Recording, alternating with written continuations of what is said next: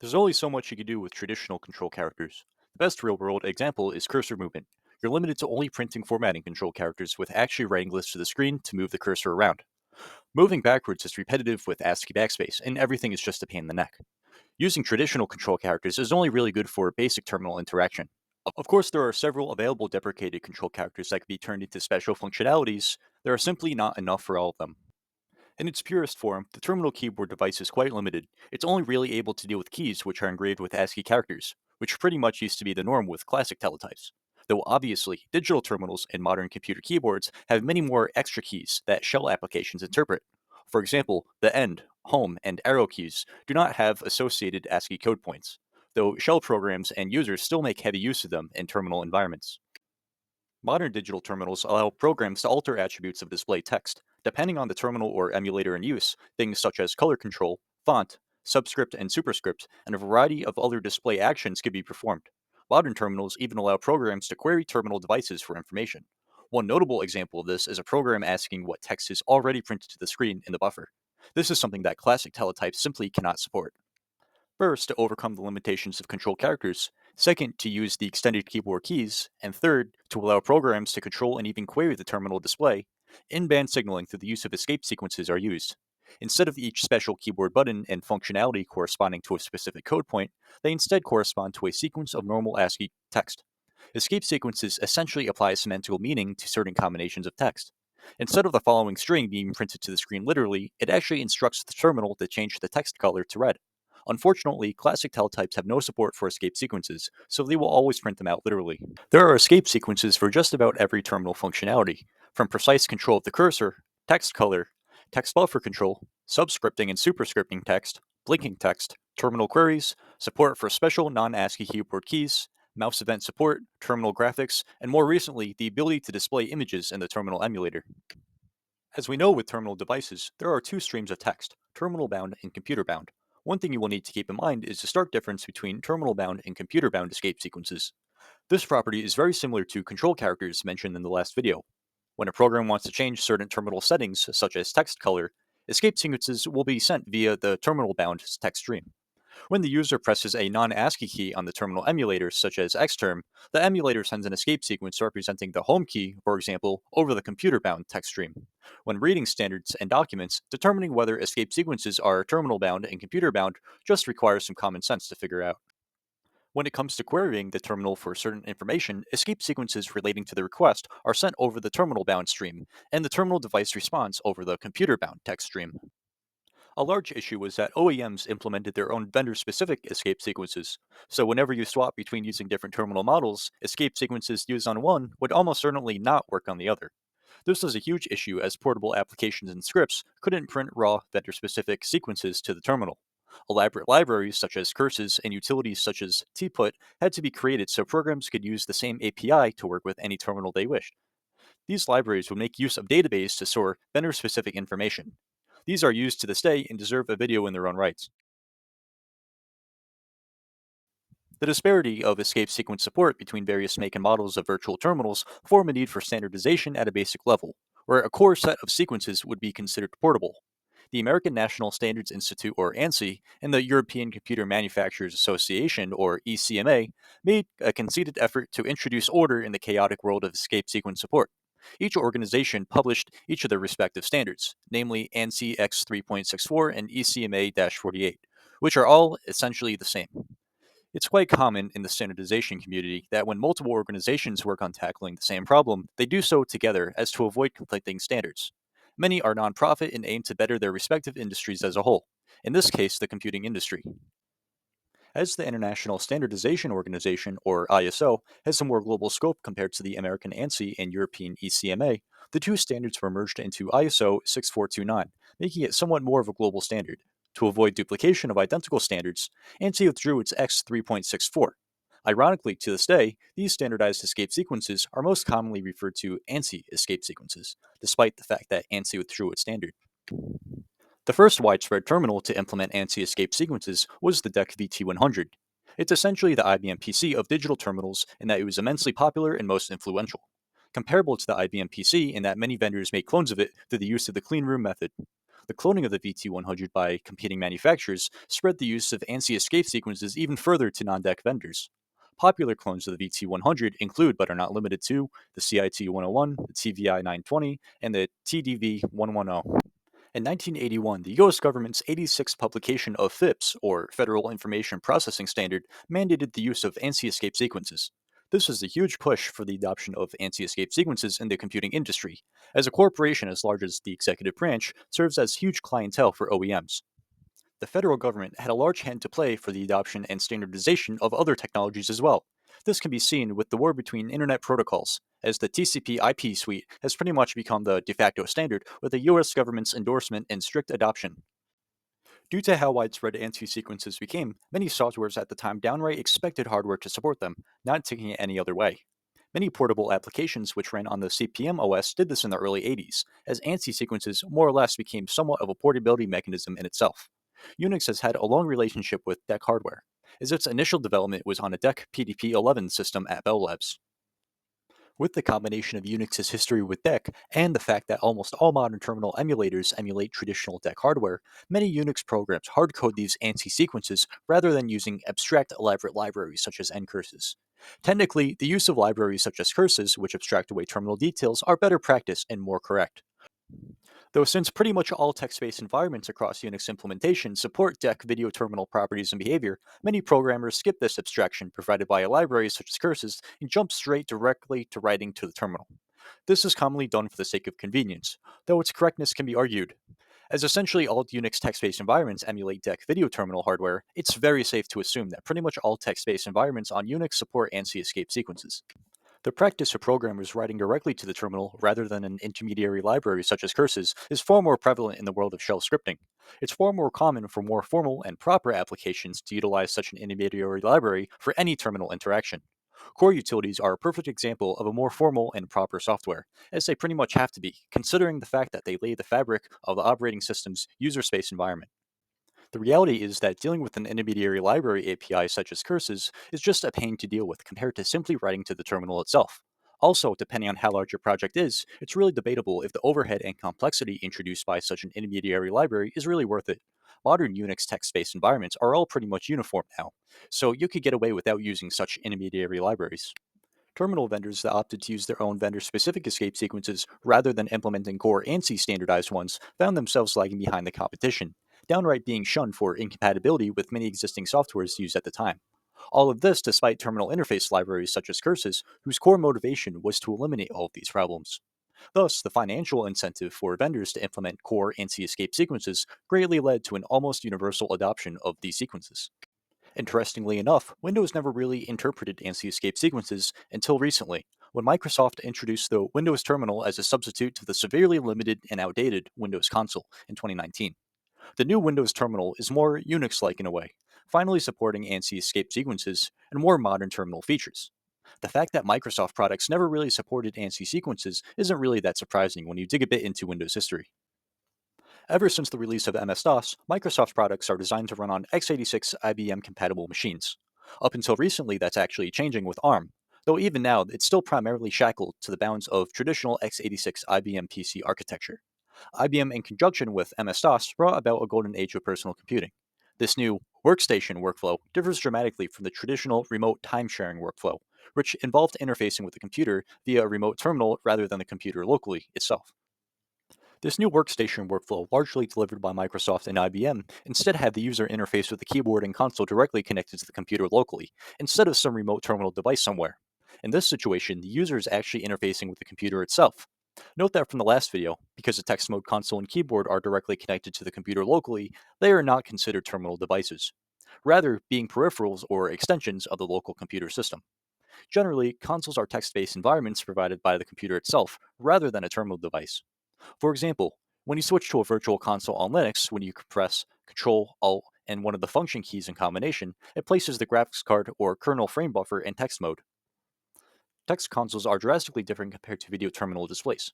Terminals adopt traditional teletype functionality, operating on streams of characters received in a serial fashion.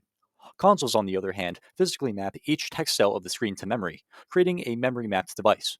When writing to this range, you can select the glyph, color, and other available attributes of text cells, which may be available by a graphics card. It all really depends on your graphics card. Unlike video terminal displays, you can granularly control each cell of a console simply by writing to memory.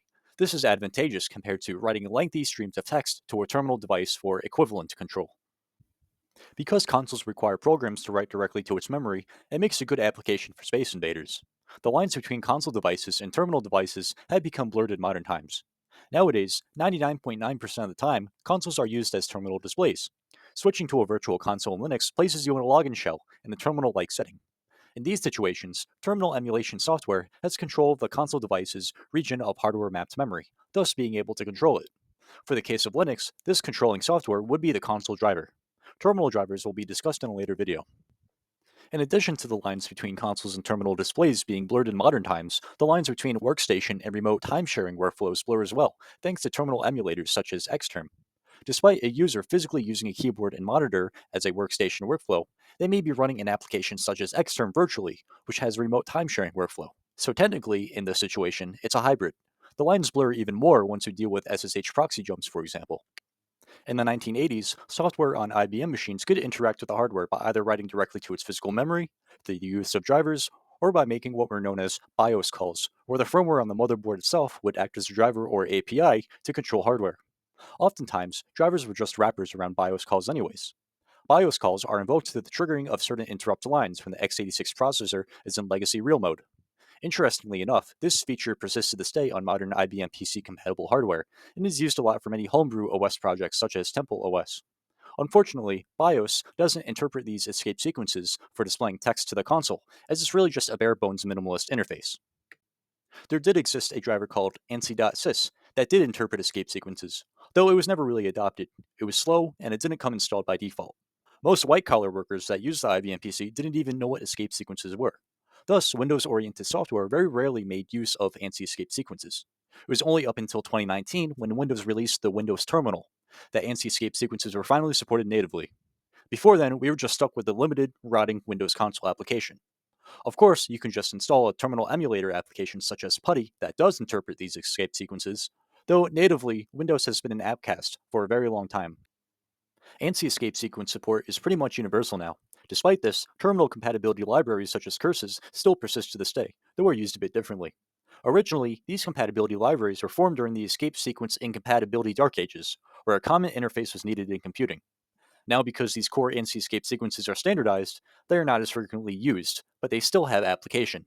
On top of escape sequence support, they also provide several handy, higher level functionalities that still make them an appealing option by applications, as they allow you to easily create fancy menus and windows that could be a pain to program manually. In addition, they also provide other higher level functionalities, as some applications even use it to process terminal input. C1 control codes were briefly described in earlier videos. Learning about these C1 control codes serve as valuable background before digging into the world of ANSI escape sequences.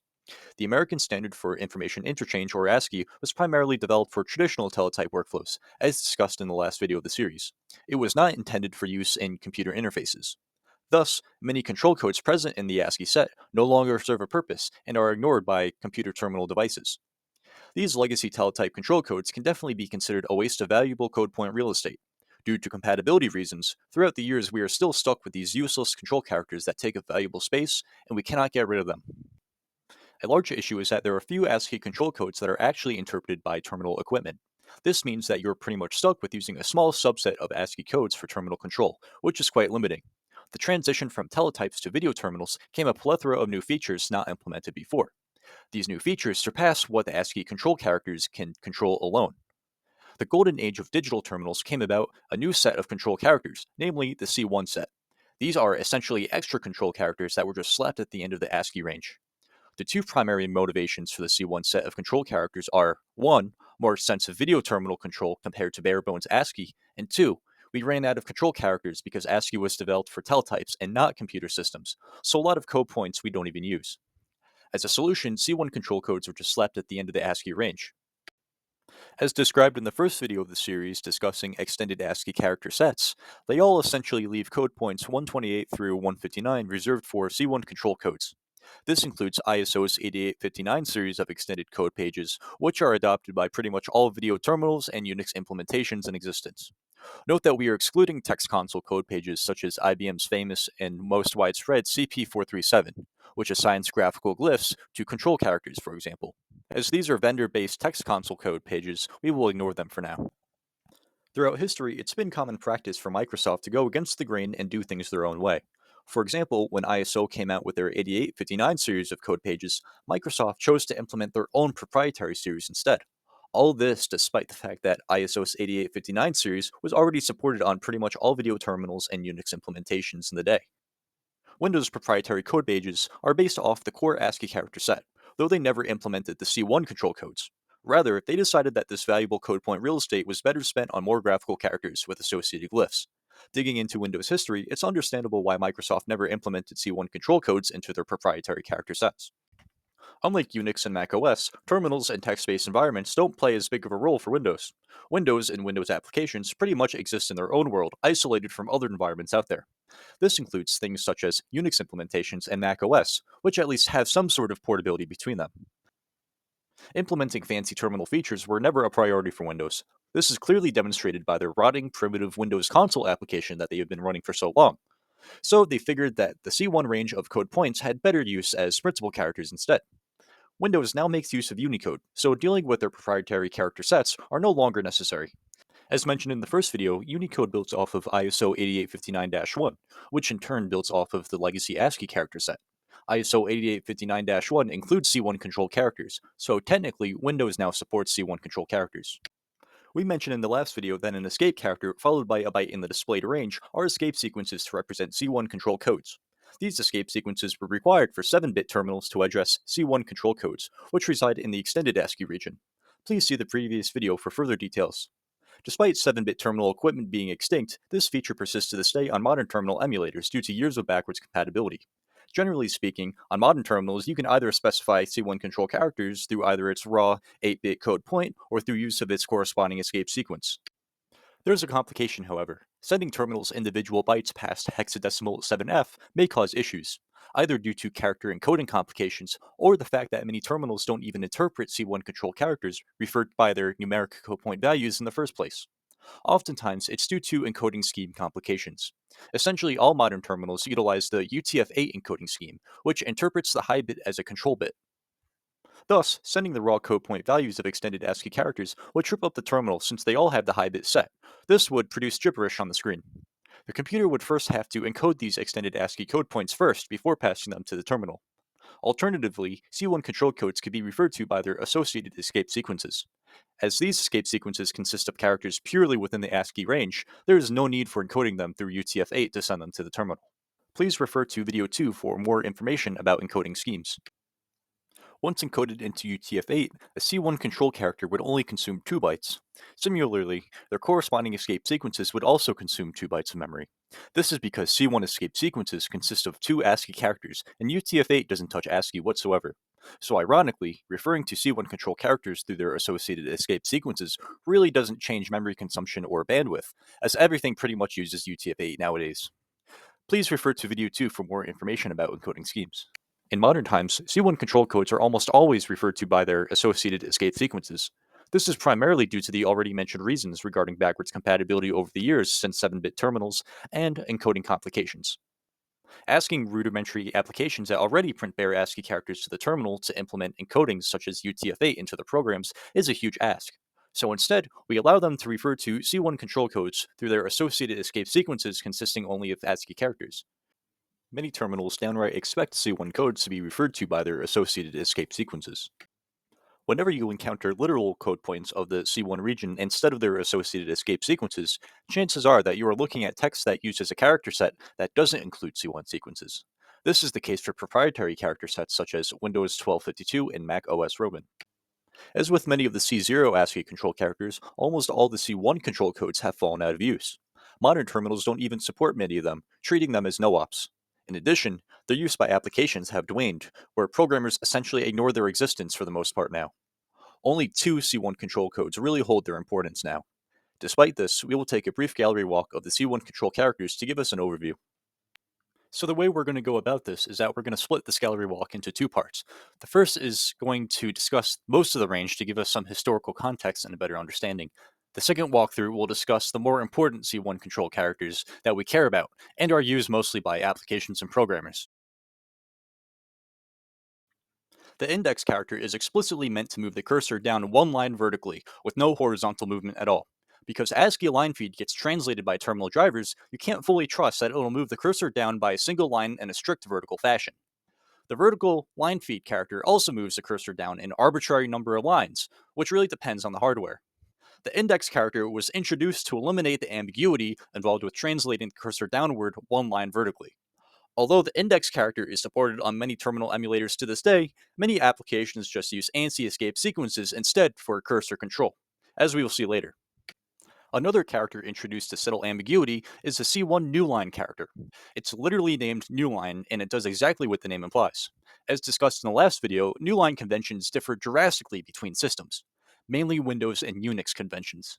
The International Standards Organization's goal of the C1 control character was for both the Windows and Unix systems to apply the same semantics to the single C1 newline control character, allowing for portability between the two systems. Although Unix systems adopted ISO's new C1 newline character, Windows chose to implement their own proprietary character set series rather than adopting ISO's. So supposedly, the universal C1 newline character pretty much failed from the start. We are stuck with the two traditional mainstream Unix and Windows newline conventions. Despite modern Windows adopting Unicode, the new Windows terminal still doesn't interpret the C1 newline control code. The reverse line feed, or RLF C1 code, does what the name implies. It just moves the cursor upward vertically by one line. As ANSI escape sequences provide more extensive cursor control, programs almost always use ANSI sequences over C1 control codes for cursor control. Support for this is spotty at best on modern terminal emulators. Yet another character intended to clear up confusion was the cancel character, or CCH control character, and is meant to delete the character behind the cursor. As discussed in the last video, there's absolutely no ASCII control code that deletes characters behind the cursor. So terminal drivers must resort to sending archaic sequences of text to emulate the behavior. This obviously consumes a lot of bandwidth, and this created a need for a dedicated control character to explicitly remove text behind the cursor. And that's exactly what ISO did with this cancel character C1 code. It was a great idea, though it never really took off. Modern support on terminal emulators are iffy at best, and the world generally sticks to the original methods of deleting text behind the cursor through sequences of control characters. If you really think about it, deleting text behind the cursor is only really performed during user input, while programs generally make use of ANSI escape sequences instead for fine and elaborate screen and cursor control. The start selected area and end selected area, or SSA and ESA C1 codes, were pretty much the original copy and paste.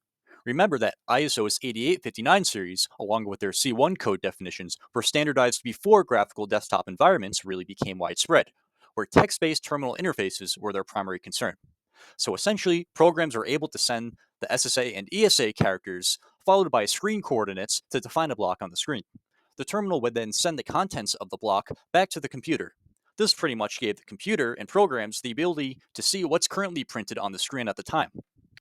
Its support was spotty at best, and many digital terminal vendors didn't even bother implementing it. Most programs already keep track of what it sends to the terminal in the first place, so they don't really have a need anymore to retrieve sections of display text from the display. Modern terminal emulators have no need to support SSA and ESA characters, as desktop environments provide superior functionality with copy and pasting through the use of clipboards. Partial line down and partial line up, or PLD and PLU C1 codes, were used on classic digital terminals to display subscript and superscript text. In the old days of physical digital terminals, not all models supported sub and superscripting. More often than not, sub and superscripting was implemented through the use of ANSI escape sequences by programs, rather than C1 codes such as PLD and PLU. Nevertheless, most terminal emulators still support PLD and PLU for the display of sub and superscripts. Start of protected area and end of protected area, or SPA and EPA control characters, were actually security features for older terminals for displaying sensitive information. You would send these codes along with screen coordinates to define a block of text on the screen which you want protected. Once a block of text is protected, it cannot be altered or retrieved by potentially malicious programs attempting to fetch the sensitive text from the terminal display. Single Shift 2 and Single Shift 3, or SS2 and SS3 C1 control codes, extend the shifting capability of the ASCII shift in and shift out characters. It extends the number of supported character sets to 4, rather than the 2 provided by ASCII's shift in and shift out control characters. Sure, this did extend the number of glyphs supported by terminals, though Unicode pretty much blew shifting functionality out of the water now. The first character of the C1 set is the pad character. As the name implies, it's just an available character which intentionally makes strings of text longer in memory. This could be useful for data alignment, for example. As expected, this functionality has just become extinct. If you really need to intentionally make a string of text longer, you can literally just use any of the many available ASCII no-op characters mentioned in the last video. This raises a complication, however. Since there are so many no-op characters we could choose from, which ones should be used for what purpose? Are there standards or conventions of which no-ops should be used for which application? The short answer is no, not anymore. The modern world is the Wild West, where you could just about use any no-op character for any application you need them for. The pad character was a failed attempt of order by the International Standards Organization on the subject. I guess you just can't win them all. The high octet preset, or hop, was used to mark the high byte in multi-character sequences. It's not really used anymore, especially with terminal equipment. Perhaps some compression file formats still use it, but generally you don't have to worry about this. The break permitted here character, or BPH, serves as a marker that a line break or new line is permitted. It may have had some niche applications in the past, but you don't have to worry about it now, and it's generally ignored. Private use 1 and 2 are pretty self-explanatory. The semantics are up to individual vendors to define. The set transmit state character was used for old digital terminal and printer workflows. Don't even worry about it. We won't have to worry about the horizontal tabulation set and horizontal tabulation with justification characters either. Tabulation spacing between terminals are an unnecessary nightmare in themselves to cover. Other C1 codes, such as the privacy message, application program command, and message waiting characters, along with the single character introducer and single graphic character introducer characters, are all dead and not even worth digging into at all, really. In the old days, when users primarily worked on physical digital terminals, the extra functionality provided by ANSI escape sequences along with the C1 control codes was absolutely fantastic. These gave programs and users fine control over their terminal equipment, and it worked out perfectly for remote time sharing workflows. It was only until the age of workstation workflows involving nice and pretty desktop environments that ANSI escape sequences, in combination with C1 control codes, were no longer enough. There were many aspects of desktop environments which were never envisioned and accounted for when ANSI escape sequences and C1 control codes were standardized in the 70s. Examples include but are not limited to hyperlink functionality, mouse event support, window titles, clipboard support, background color, and a whole range of features that didn't exist prior. As a result, the days of living solely off of ANSI sequences and C1 control characters are over. Xterm was really the first widespread terminal emulator to run in desktop environments. Terminal emulation within desktop environments really creates a hybrid between traditional remote timesharing workflows and more modern workstation workflows. Xterm is a terminal emulation application itself, and it can emulate classic digital terminals such as the DEC VT52, 100, 101, 102, 220, 240, and also the Tektronix 4014. This allows programs written for select physical digital terminals to run in modern desktop environments. Xterm emulation modes dictate what escape sequences are supported, along with what they do, what control codes are interpreted, and which keyboard keys are supported and what escape sequences they generate. A whole range of other properties and behaviors as well. These traits are combined to emulate older digital terminals in addition to implementing newer emulation modes, such as the Xterm 256 color mode. Note that there are some features present on older digital terminals that cannot be emulated in Xterm. Most of these are extensions you could download and compile into Xterm optionally, though by default, vanilla Xterm is more than good enough for 99% of people. Two important modes you are inevitably going to run into in the wild are the dumb and ANSI modes. Unlike other full-fledged modes that implement fancy features, dumb mode is designed to create the absolute minimalist possible terminal, supporting as little features as possible. Dumb mode only adopts features that are present across pretty much all terminals, creating a very minimalist, bare bones, and bland terminal environment with no bells and whistles. All or most of the standardized ANSI escape sequences are not supported. In addition, dumb mode supports the least amount of control codes possible to run a usable terminal. Only the essential control codes are interpreted, such as the formatting and escape ASCII control codes. Things such as the shift in and out codes, as well as private use codes, are not interpreted. As a result, many utilities that utilize fancy terminal features such as HTOP, Vim, and even the man pages will either struggle to run or they won't run at all. All right, so in this example, we're going to place the terminal in dumb mode and see what happens. Export term equals dumb. So now the applications will think the terminal is in dumb mode and it will treat it as such. So for example, let's take an application such as less and view our bash RC file. Here it will give us a warning saying the terminal is not fully functional. So if we continue and we try to scroll, we will see escape sequences at the bottom of the screen for the up and down arrows. Also, if we try to do page up, we'll see a different set of escape sequences. So all in all, this is just a very weird configuration here. Let's also try to do a man page. So man xterm, see it will give us the same warning, and I cannot scroll. So this is very, it's not usable at all. As features in dumb mode are generic across pretty much all terminals, it's extremely portable. If you run a program on a dumb terminal, it's safe to say that you could run on just about anything. By far, the most common application of dumb mode is to serve as a fallback mode. If a utility or program cannot detect what mode or model of terminal is in use, then it resorts to the generic, portable, and minimalist dumb mode. This is done because anything that runs in dumb mode will work on anything. In this example, the actual terminal device doesn't change, but utilities write to the terminal as if it were a dumb terminal. So despite the fact that the program doesn't know the underlying terminal mode or model, it will still work perfectly fine. The user experience will be quite limited, however, though this demonstrates the fallback functionality. Some other applications of dumb mode are for use in high security and locked down environments, where modern fancy terminal features just introduce unnecessary complexity and possible security risks. A great example is GNOME Terminal's arbitrary command execution exploit, which we will discuss soon. Another application is for use in legacy and or fault-tolerant scenarios where modern terminal features are not needed. This includes, but is not limited to, industrial applications, for example. There's another emulation or terminal mode called ANSI, which is essentially a level up from dumb mode in that it supports a bit more features, but it's still not a full-fledged modern terminal mode with all the fancy bells and whistles.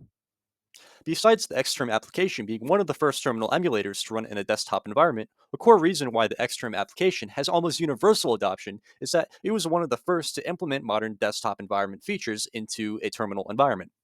This was extremely revolutionary, as other applications at the time only emulated physical digital terminals without implementing any desktop environment features, such as mouse and embedded hyperlink support. Xterm's widespread popularity wasn't necessarily the Xterm application itself, rather, one of its emulation modes named Xterm, ironically. Compared to the other modes that strictly emulate various older physical digital terminal models, the Xterm mode was specifically designed to make use of modern desktop environment features, being one of the first to do so. The Xterm mode implemented things such as embedded hyperlinks, mouse support, window titles, clipboard support, background coloring, and even the ability to notify programs when the terminal window is in focus in the desktop environment. The developers decided that Xterm was to adopt the core functionality of the DEC VT220 and extend it with more modern desktop environment features. My biggest guess as to why they chose the DEC VT220 is because it was a sweet spot between the relatively limited VT100 and the latter models, such as the VT420, which has way too many features that absolutely no one uses, where supporting these features would be too much of a pain. Although it's mostly an extension of the DEC VT220, there are some aspects of Xterm that may deviate from the VT220. Though it's more so a mostly extension rather than a true absolute one. You could think of the VT220 as a boilerplate of terminal behavior that Xterm either extends off or deviates from. Thus, if you notice some Xterm specific behavior not necessarily present in the DEC VT220, this is why. As Xterm is pretty much identical to the DEC VT20 at its core, Xterm's extensions are implemented as escape sequences. More specifically, escape sequences in the C1 region. So simplistically, Xterm mode is just the raw VT220, but with Xterm specific escape sequences sprinkled on top of it. We will discuss C1 escape sequences in the next section. The Xterm emulation mode became so popular that other applications adopted it. For example, Xterm mode is now supported on GNOME Terminal, KDE Console, and upon virtually all other terminal emulator applications. As of now, the Xterm mode is quite old since it was maintained and developed since 1986. Since then, there has been a demand for even more terminal features. A popular example is that the Xterm mode only has a limited selection of 16 colors. Even worse, different applications assign different RGB values for each of those 16 colors. This is annoying for programmers that wanted exact colors which do not change between terminal emulator applications. Such instances of classic Xterm limitations gave rise to various other terminal modes which actually extend off the classic Xterm mode. By far the most widespread extension to Xterm is the Xterm 256 color mode. This variation of the Xterm mode is default on virtually every terminal application out there, such as GNOME Terminal. making this extension even more popular than the classic Xterm mode itself. The Xterm 256 color mode addresses the limit of the 16 colors present on the classic Xterm, enabling full 24-bit RGB coloring. Even now, there are various projects that are trying to inject terminal emulators with steroids, enabling them to support things such as advanced real-time graphics, images, videos, perform file operations, and integrate LLM support, and countless other wacky and unnecessary features through the use of escape sequences. Some examples of wacky modern terminal emulators are the Kitty application, using the mode xterm-kitty, and the Ghostly terminal application, which uses the mode xterm-ghostly. The key takeaway is that all these are Xterm derivatives. As shown in the first half of the C1 gallery walk, the vast majority of code points in the C1 range are simply control characters. Interestingly enough, there are also C1 codes that actually initiate escape sequences. These are the start of string, SOS, device control string, DCS, operating system command, OSC, control sequence introducer, CSI, and application program command, or APC.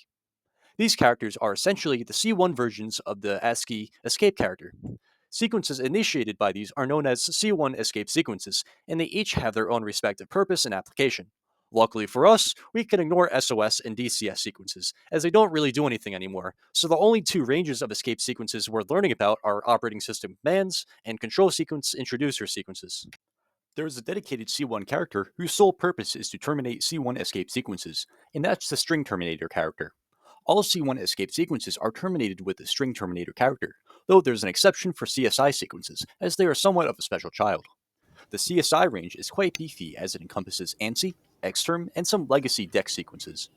Because it's the place where modern terminals dump new features, it has its own format and termination methods. A quirky little historical detail worth noting is that the ASCII bell character can actually act as a substitute for the C1 string terminator code.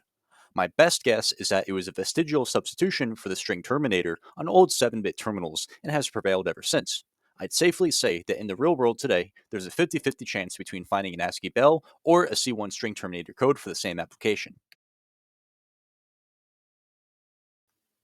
Xterm extends the functionality of the DEC VT220 through the use of operating system commands and control sequence introducers. We will discuss operating system commands now. Xterm was really the first terminal to make use of operating system commands, as no other prior really made any use of them. This is because the features that operating system commands provide were not needed with older remote time-sharing workflows, as they are specific to desktop environments. Specifically, terminal devices are responsible for sending the computer user input and displaying textual output on a display. OSCs are generally reserved for features beyond those simple textual send and receive responsibilities. OSCs also are generally specific to running in a desktop environment. Some examples of OSCs are the ability to notify programs when the terminal window is in focus, the ability to change the highlight color, specifically when you highlight text on a desktop to copy text, for example, the ability to change the window title, the ability to change the cursor color, background color of the display, the printing of hyperlinks, where clicking them opens a default browser, and sequences to alter the font to Comic Sans, for example.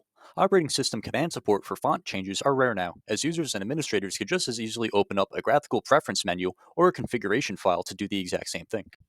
Interestingly enough, mouse support is not implemented through the use of operating system commands, rather as CSI sequences. The reason for this will be explained later.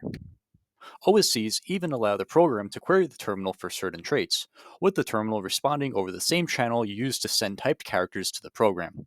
A program may do this by printing a generic OSC, though its arguments are question marks rather than actual values. When Xterm, for example, receives OSCs containing question mark arguments, it knows it's a query for information and responds accordingly. The type of information the program is requesting depends on what type of OSC is sent. If it's a Windows title OSC with a question mark argument, it's requesting for the terminal's Windows title. If it's a background color OSC, it's requesting for the terminal Windows background color, so on and so forth.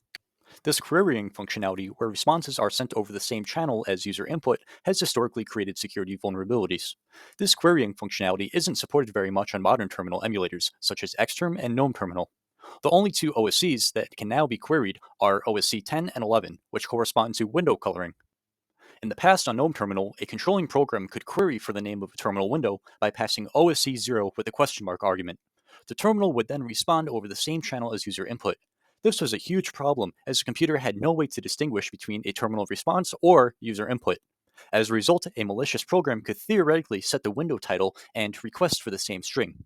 As the string could be transferred over the same channel as user input, the window title string could actually be a malicious command appearing as if the user typed it themselves. This created an arbitrary command execution exploit. Despite this exploit being patched, some terminal applications will not support custom window titles by default. The only two things you could still query for on GNOME Terminal and Xterm are the foreground and background colors through the use of OSC 10 and 11. Though because there's a certain format for these, there aren't any inherent security risks associated with them. As Xterm has been around for a couple decades, more modern terminal emulators that extend Xterm's functionality may introduce their own operating system commands for their own purposes. For example, the Kitty Terminal application has OSC support for inline image and file transfer operations. This range of escape sequences is the beefiest and most involved, as it's packed with the most functionality.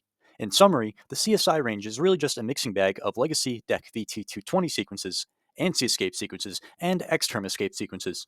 Legacy and ANSI sequences make up the bulk of the CSI region, with Xterm sequences only making up a small portion.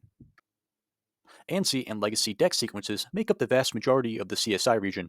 Notable legacy DEX sequences present in the CSI region control things such as text wrapping, cursor blinking control, margin bell toggling, the enabling or disabling of the alternate screen buffer, which we'll talk about later, bracketed paste mode, which again we'll talk about later, line feed behavior, and other aspects relating to implementation specific terminal control.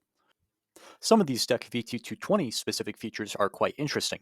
This includes toggling shift in and out functionality, enabling or disabling cursor blinking, or even making the cursor disappear. You can also change the behavior of the backspace key of the keyboard to either send the default ASCII delete code or ASCII backspace code, as discussed in the last video. Here I'm just going to briefly go through the legacy DEC sequences. Here we have some erase functionality, scrolling speed, which is interesting. I guess reverse video is printing text in reverse because some languages go from right to left. There's wraparound mode, could do stuff with cursor blinking here. The back arrow key behavior right here. Let's see, save cursor. You could save the cursor position and restore it, which is interesting. Here's some old stuff that we don't need to worry about. Um, normal cursor keys, no wraparound mode, stop blinking. A lot of these look like they do very similar things. Here we go, use normal screen buffer. There's got to be another one for the alternate screen buffer as well. Here's some DEC locator escape sequences. We'll talk about the DEC locator later. They'll mostly relate to mouse input in desktop environments. That will get its own section. As mentioned toward the beginning of these notes, ANSI sequences are supported by pretty much every terminal out there.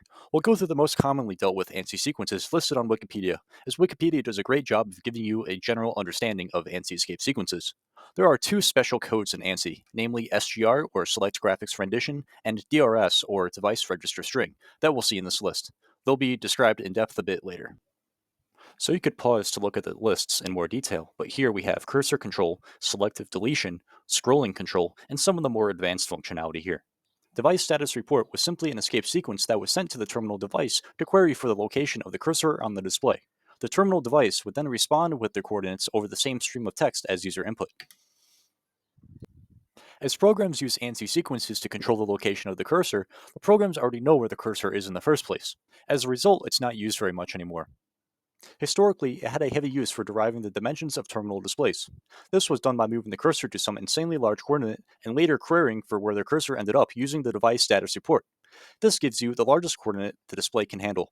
Although nowadays, programs can retrieve the terminal display size by performing an IOCTL call upon the terminal device file on Unix systems. Some old programs still may use the device status report method, however. We'll go over Select Graphic Rendition now. SGR primarily deals with the rendition of text on the screen, how it looks, what are its attributes.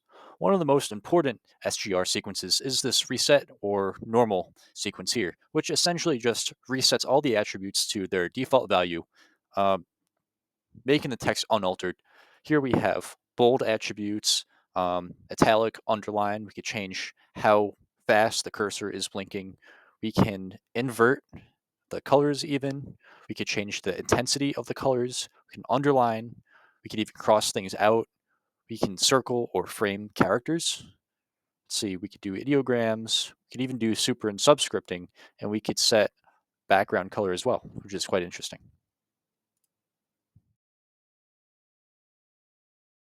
There's a very important feature of the DEC VT220 that persists to this day, and that is the alternate screen buffer. Internally, a terminal display makes use of a buffer to store text it is to print to the screen. This internal buffer is analogous to a paper scroll storing a record of printed text. The display of the digital terminal is essentially a windowed view of the buffer. Terminals allow you to translate this viewing window to different portions of the buffer. On GNOME Terminal, this is done by moving the mouse wheel to scroll through the terminal output. Older physical digital terminals enabled users to scroll through the text buffer using a dial or buttons. This is actually where the page up and down keys originate from on modern computer keyboards. In the past, on physical digital terminals, pressing these keys would scroll the display to different parts of the buffer themselves. In modern times, however, the page up and down keys are instead reserved for application use, rather than directly controlling the terminal display itself. The GNU readline library is used by programs such as shells to handle terminal input, and applies its own semantical meaning to the page up and down keys. The same can be said for Vim, Top, and countless other programs.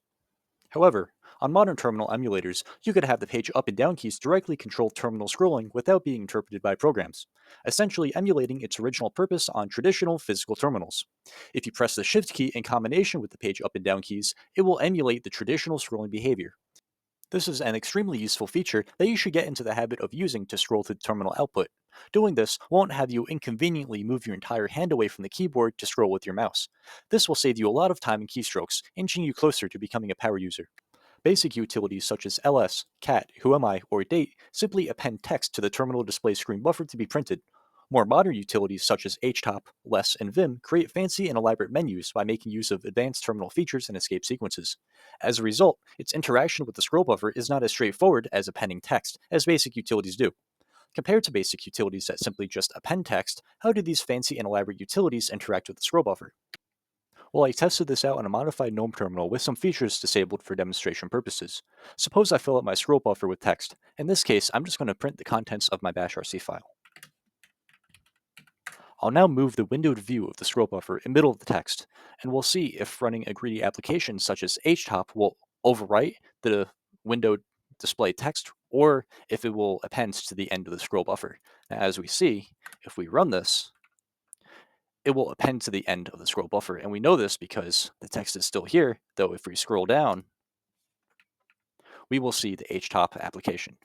Now, this is running in the primary screen buffer, so of course it's going to append to the end of the text buffer.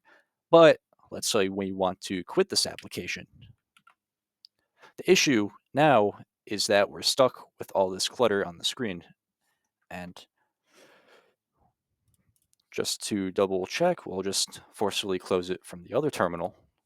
And here, it's just clutter. Our command line is just absolutely filled with htop output. Now we could clear this by doing a line feed, but this is really just gobbledygook, and we don't like this. Here we're going to have another demonstration showing how the primary screen buffer could be cluttered by utilities. In this situation, we're going to be using the less utility. So we're going to make a file, which is essentially just a list of numbers 0 through 1000. We're going to do that with this command. We're going to open it up with less. Now, once open, all is good. Nothing's really a problem here. We could scroll up. We could see that it just appends lines to the bottom of the screen buffer. Now, being that the numbers are in order, this makes for good demonstration. Let's just go to 63, for example.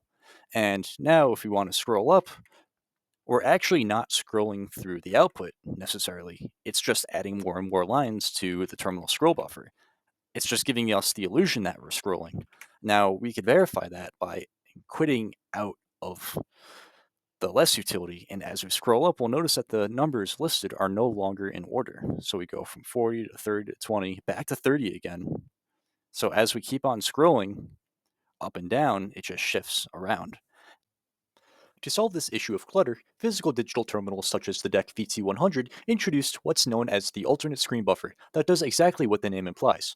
By default, the terminal display is printing the contents of the primary screen buffer. Terminal-bound escape sequences exist to switch the display between printing the contents of the primary buffer or the alternate screen buffer. Most of the user's work will be done within this primary screen buffer. All traditional and basic command line utilities such as cat, ls, chmod, date, etc. will all simply append to the end of the primary screen buffer to be printed on the screen. The alternate screen buffer's sole purpose is to accommodate the fancy and elaborate utilities that take control of the entire terminal display. As demonstrated earlier with the less utility, I made a mess of the primary screen buffer. The alternate screen buffer is essentially an available dump for these greedy, messy, and elaborate terminal utilities to have free range without affecting the cleanliness of the primary screen buffer. In this example, the terminal will have the alternate screen buffer enabled. The other demonstrations before had it disabled. Suppose I want to view or have the contents of my bash RC file printed on the screen. I want to just list it all out so I could scroll through it here. Now, suppose I want to temporarily view another file without having to open up another terminal. So what we could do is we could use the less utility to open up the file and the alternate screen buffer. So what we could do, we could do less numbers as the file we created before. We can open it up here. We could scroll through. We could do whatever we want. We could look for 500 if we want. Doesn't matter. The fact is, if we escape from that utility, all that output is no longer cluttering our terminal. We're back to where we left off. If you're a heavy terminal user, you are bound to run into a situation where you can no longer scroll for some reason, and it's super annoying. This is due to the fact that your shell session somehow got stuck in the alternate screen buffer. This may happen if a greedy terminal application crashes, for example, where it didn't have a chance to send an escape sequence to go back to the original screen buffer. There's actually no scrolling functionality in the alternate screen buffer, as the buffer is only as large as the display.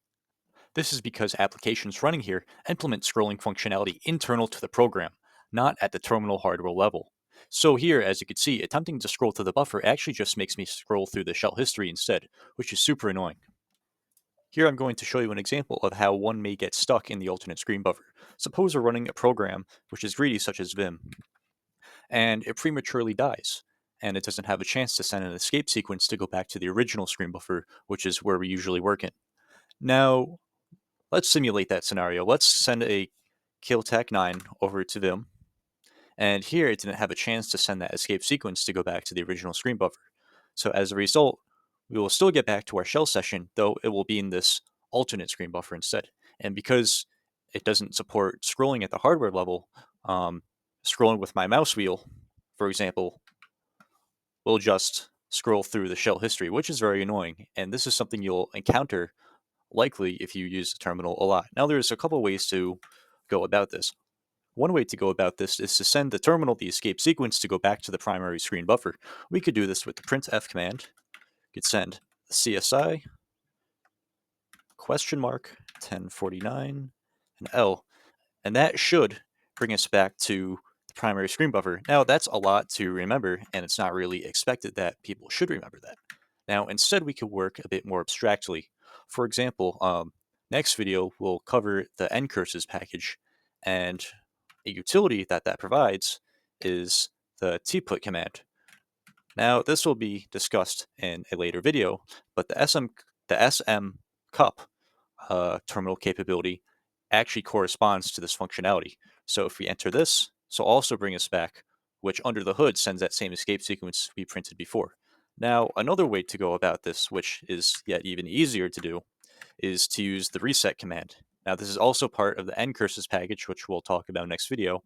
Now, the drawback with this is that it it flushes all of your screen buffers, and it will remove all your potentially important data displayed on the screen at the time. Now, this may be all right. It really depends on the situation. But what I usually like to do is just open up another greedy application. Like, let's say we're stuck in the alternate screen buffer again here. I usually just do a quick Vim, get out, and it just brings you out. Because naturally, any greedy application, when you close a greedy application, it'll just send an escape sequence by itself to go back to the primary screen buffer. Now, this latter method is what I recommend. Notice that the Linux console doesn't actually support an alternate screen buffer. Now, we could see this by running htop here and closing out of it, and it's just there. It clutters the primary screen buffer, and it's just messy. We could still clear it off like that with a form feed, but it's still pretty ugly. Now, this would actually be a fun kernel development project to implement an alternate screen buffer natively within the kernel, though you can just as easily emulate the alternate screen buffer using terminal multiplexers such as GNU Screen or Tmux. For example, I'm running this session in Tmux, and I'll run the htop utility again once it loads, and then once I quit out, it goes away. It brings us back to the primary screen buffer, and we could resume whatever we want to do. Now, terminal multiplexers will be discussed in later videos as they inject text-based user interfaces with steroids.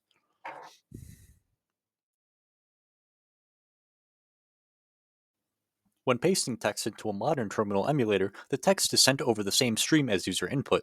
Thus, applications cannot tell whether the input was the result of a paste operation or by the user himself typing at the keyboard. This characteristic has some inherent drawbacks. Suppose we're writing a script in Vim, for example. A neat and helpful feature of Vim is that it supports auto indenting, which will automatically add spacing to the beginning of the new line for code blocks. So, for example, here I did a new line and I could continue writing the contents of my code block without having to manually press space or tab. Now, of course, when we end the code block, we'll have to end this, but you get the idea. It makes life a lot easier. Now, here I have a section of code that I have in a text editor that I would like to paste into Vim. Now, this will actually serve as a great example of how an application such as Vim wouldn't know whether text came from a paste from a clipboard or from manually typing. So let's say I want to put that code block into Vim, paste. As you see, it auto indents. Now, this is a problem because each time it receives a new line, it thinks the user is physically pressing enter and will append spaces, despite the fact that it's already formatted from the source. So it's just simply adding more and more, creating the staggering effect, which is unwanted. Similar issues arise when dealing with GNU Readline software. GNU Readline is a library that manages terminal operations for shells such as Bash. Shell prompts and user input are handled by GNU Readline software. When you type commands into the shell before pressing enter, you're actually looking at GNU Readline handling your input. We will discuss GNU Readline in a later video, as it's quite important. Anyways, when the user presses enter, GNU Readline will actually forward the buffer text to the shell. For example, when I press echo hello world, GNU Readline gives me the ability to jump between different words, gives me the ability to delete words, for example, or even cut and paste text. Though, when we actually hit enter, it will pass it to the shell to process. Suppose we want to copy and paste a portion of a shell script into the terminal to run manually. As pasted text is sent over the same data stream as user input, GNU Readline will just assume that the pasted text was literally typed by the user. Thus, each new line convention pasted into the terminal will essentially just trick the software into thinking that the user pressed enter after each and every single line. For example, I want to copy and paste this shell script into the shell to run manually, though the issue is that these contain new lines. The block of text I copy contains new line conventions, and the shell will literally think that I pressed new line, which makes sense. It's sent over the same data channel. Now, this is an issue if we want to paste a command into the terminal, modify it first, and then hit enter to run it. Naturally, this would catch an unwitting end user off guard. In a desktop environment, an end user would just expect to be able to paste and modify text in the terminal before pressing enter and passing it to the shell. Executing commands that the end user was intending to modify before execution can lead to errors and even possible security risks. All in all, there needed to be a way for software that deals with terminals to differentiate between typed text and pasted text. This would allow text editors such as Vim to auto-indent correctly and would allow multi-line commands to be pasted into shells. Bracketed paste mode was introduced by the Xterm application's Xterm emulation mode to solve this issue. It serves as a mechanism for terminal emulators to announce pasted text, differentiating it from traditionally typed input. Whenever text is pasted into the terminal emulator, it's encapsulated within a pair of escape sequences before being sent computer bound, initiating and eliminating the pasted data. Hence the name bracketed paste mode. Besides the initiator and delimiter sequences, there also are terminal bound sequences that enable and disable the feature. You should only copy shell commands directly from applications you trust, where you absolutely know for sure what's presented to you visually on the screen actually ends up in your clipboard. Copying text from GUI menus or from text editors, for example, should be perfectly fine. However, there are also many applications that make use of something called rich text, which is very common in web browsers, for example. For applications that support rich text can simply be thought of as abstract objects containing several attributes, most important of which being what to visually display on the screen, properties and attributes, and what functions to perform upon certain events. For hyperlinks, for example, clicking on the text would open up a web browser given an address property. Rich text can also define what actions to perform for copy events. By default, it generally just copies the visually displayed text, though websites could also define their own custom functionality where the copied text that ends up in your clipboard isn't actually what's displayed on the screen. This actually becomes a potential security risk for copying shell commands from the internet, as what's visually displayed may not be what ends up in your terminal. What's even scarier is that a copied malicious string may even have embedded escape sequences for jailbreaking out of bracketed paste mode. In this scenario, any embedded new line convention will trick the shell into thinking that the user is actually hitting the enter key. As a rule of thumb, don't copy commands from rich text applications unless you have absolute trust. Interestingly enough, mouse support is implemented as legacy DEC sequences in the CSI region, surprisingly.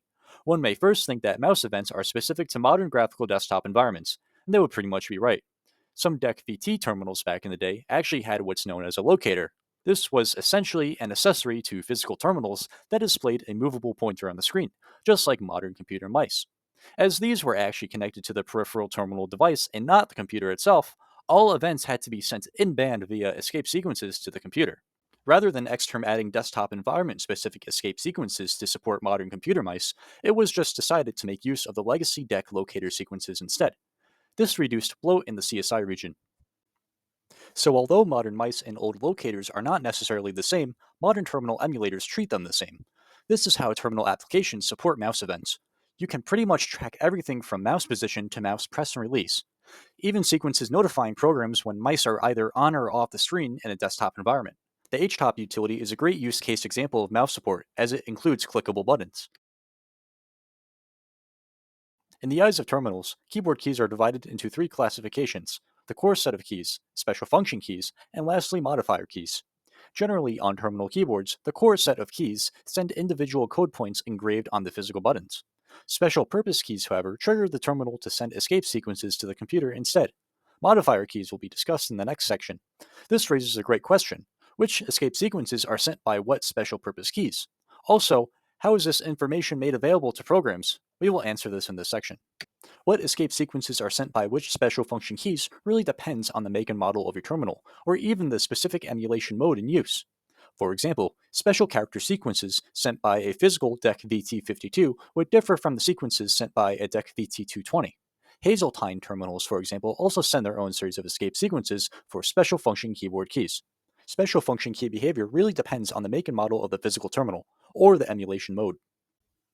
The Xterm mode is essentially universal now and is implemented on just about every terminal emulator application out there by default.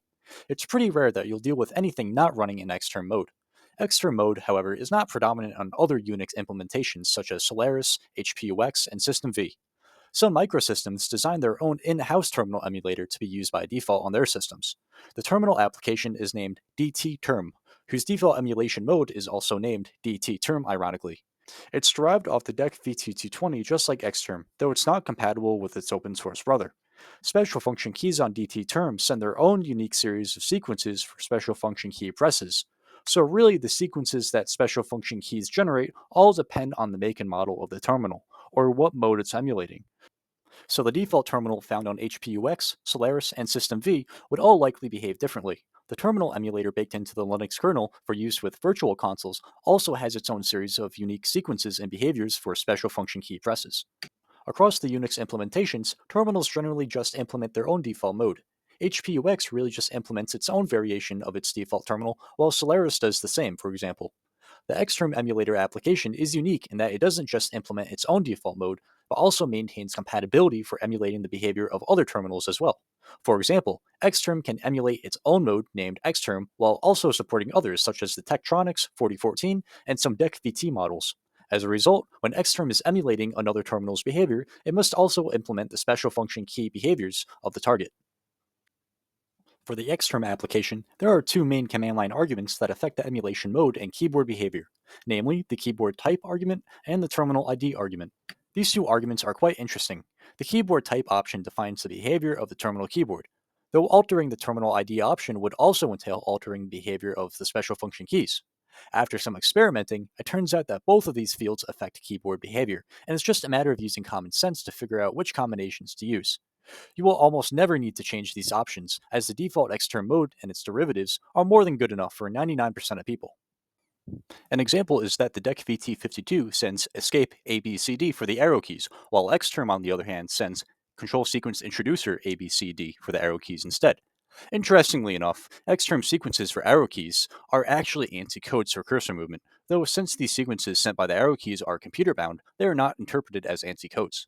ANSI codes only really have semantical meaning when sending text to the terminal, not to the computer. Theoretically, applications can be talking to any possible terminal make and model or emulation mode.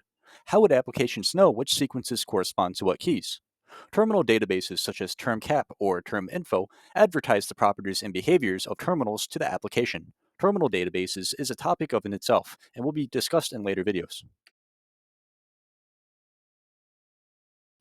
In the last section, we mentioned that there are three main classifications of terminal keys, namely the core set, the special function keys, and modifier keys. In this section, we'll talk about the latter. There are three modifier keys that we need to be aware of, namely Control, Shift, and Alt keys. In the last video covering terminal history and basics, we saw how the Shift and Control keys performed bit flips on older physical terminal keyboard equipment. Specifically, both the Shift and Control keys performed bit flips on code points. The bit flip caused by the Shift key actually exploits an optimization provided by the ASCII character set for easy case conversion. Bit flips caused by the Control key convert graphical characters to control characters, enabling the end user to actually type non-graphical control characters from the terminal keyboard.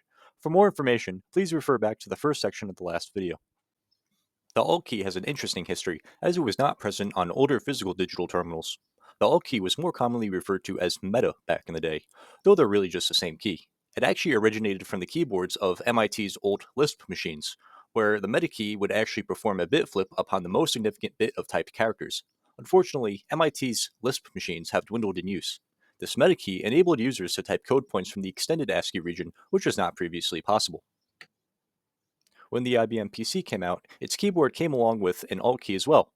Its Alt key, however, did not modify what's known as a Bucky bit, which is simply a bit that's purposely flipped.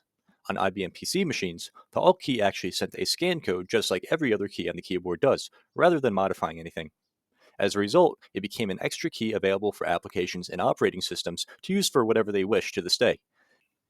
The Alt key was only really present on computer keyboards and not terminal keyboards. The distinction between these two pieces of hardware were described in the last video. Physical digital terminals had no concept of the Alt/Meta key, and no such buttons were present on terminal keyboard devices at the time. The Alt key was really introduced to terminals when emulator applications such as Xterm ran on desktop environments. This created a bridge between terminal and workstation workflows. Xterm extends traditional terminal functionality by implementing modern desktop environment features to terminal workflows. In this case, it added support for the Alt key. As virtually all terminal emulators are now derivatives of Xterm, Alt key support is pretty much universal. How is the Alt key treated in modern terminal workflows?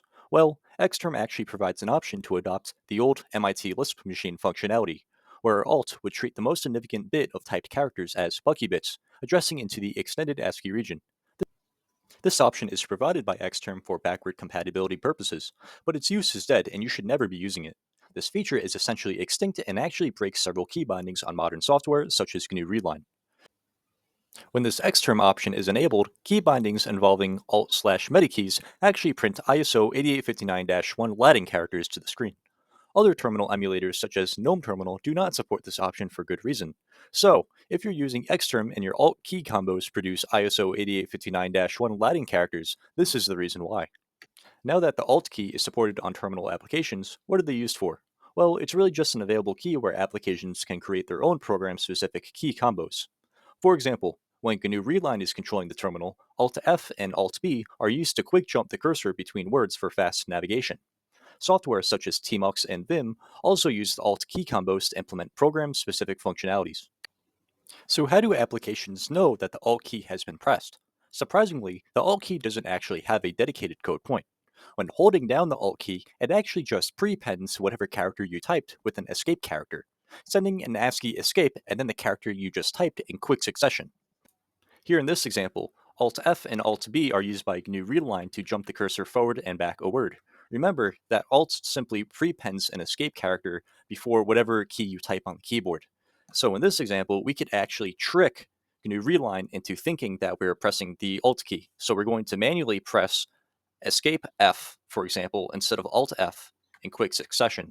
So I am pressing Escape and F in quick succession, tricking GNU Readline into thinking that I'm pressing Alt F, and I could do the same for Alt B as well. So it's really the time delay between the escape character sent and then the character actually typed. When programs deal with terminals, they often leave the complications of terminal interaction to libraries such as Curses or GNU Readline. To handle recognizing key combos involving the alt/meta key, they measure the time between the initial escape character and the following character. If they are in quick succession, then it's registered as a key combo. This is why quickly pressing the physical escape button on a keyboard is equivalent to the alt key. Ncurses, for example, has a no timeout mode, where there is no limit on the time between the escape and the character typed. For applications running in this mode, you just gotta be careful not to hit the escape key on accident. Everything up until now has been about modifiers applied to the core set of keyboard keys. Applying modifier keys to special function keys is a whole different beast. As we have mentioned before, special function keys generate unique escape sequences that are sent to the computer. The specific escape sequences sent depend on the emulation mode or the make and model of the specific terminal in use. When we apply modifier keys to special function keys, they append specific tags or values to these sequences, specifying which modifiers were applied. Here is a list of xterm modifier values. As we see, each modifier gets a unique tag along with each possible combination of modifier keys. As a result, applications can derive the exact combination of modifier keys applied to a special function key. The exact tag values depend on the terminal emulation mode or make and model as well. Support for modifier keys applied onto special function keys can vary. For example, I actually tested support on a Solaris server and it doesn't do anything, though it's supported on Xterm and GNOME terminal.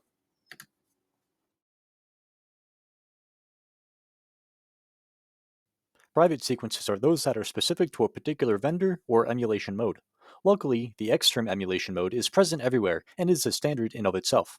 So generally, the private Xterm sequences are actually quite portable in modern times ironically. They are commonly used.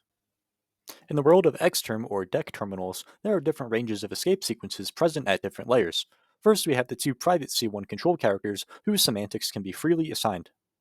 Second is the CSI region of escape sequences, which make up a majority of the range, with ANSI in yellow and the Xterm extended sequences in green at the bottom here, making up a small fraction.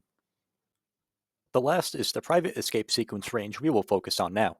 It consists of an escape character followed by the following characters circled in red. This range of private escape sequences is actually vestigial from classic physical DEC video terminal hardware. Much of this range is either irrelevant or not supported on modern emulators. Other portions of the range are still heavily used in modern times, surprisingly enough. Regardless, support for this range is extensive in the modern world since everything is Xterm based anyways, and Xterm is derived off of DEC video terminal hardware. Many of these private sequences are commonly used enough where they are marked as capabilities in terminal databases. Terminal databases will be described in the next video. We will now take a gallery walk through select private sequences I either found interesting or useful. The source of this gallery walk has been the console codes man page and the official Xterm documentation. Escape Pound 8, or DEC Align Test, was used on DEC video terminals to calibrate the cathode ray tube display. It filled the screen with a matrix of capital E's, so the operator could easily have a frame of reference for calibrating the display. Despite modern displays not suffering from the same issues as cathode ray tubes, the feature still persists on modern terminals. Private sequences exist to alter which character set is in use by the terminal. This functionality, however, has mostly been overtaken by Unicode support in modern terminal emulators.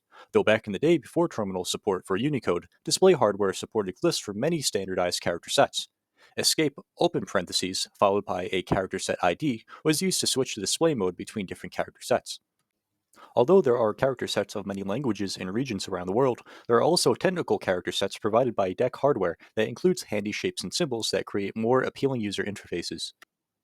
For example, the PS Tree utility, along with several others, make use of DEC line drawing characters for a more aesthetically pleasing experience. Such utilities that make use of fancy shapes and symbols generally provide an ASCII only option that excludes these fancy decorations. Some terminal interfaces connected to the computer may not support fancy DEC shapes and symbols. This may also make parsing the textual output of utilities easier. Modern terminal emulators generally make use of the Unicode character set, which includes almost every single character and symbol that has ever existed. This includes old legacy DEC VT shape and symbol glyphs we have just mentioned. Generally, utilities stick to the traditional method of displaying DEC VT shapes and symbols, using private escape sequences rather than Unicode code points for backward compatibility reasons. There are several other private legacy sequences as well, though we won't cover the rest of them here.